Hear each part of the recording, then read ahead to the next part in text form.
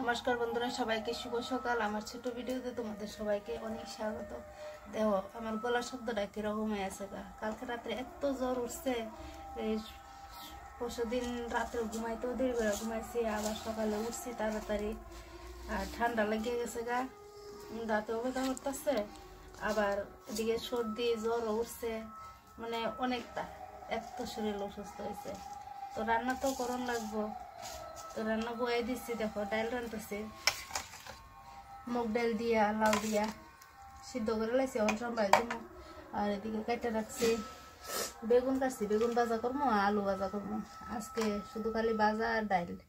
কীর্তন দেখো শোনা যেতেছে, আমরা বাড়ির কাছেই কীর্তন, তো কীর্তনটা কিন্তু অনেক সুন্দর লাগতেছে, যাইমু আজকে কীর্তনে। ডালটা সম্বাস দিয়া লাই,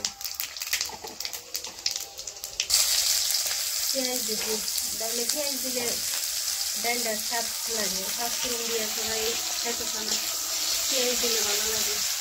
আমি সব ডাল বেশিরভাগই আমি পেঁয়াজ দিয়ে রান্ধি, ডাল পেঁয়াজ নাইলে রসুন দিয়া।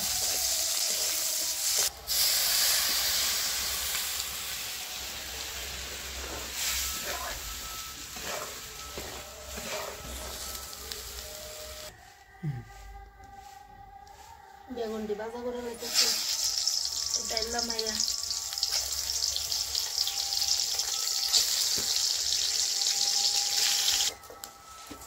বেগুন ভাজা হয়ে গেছে গা, মানে আলু দিয়ে ভাজা বয়ে দিয়েছি, আলু দিয়ে এলাম। রান্না করলে তো পুরা ঘর ভরাই লাগে।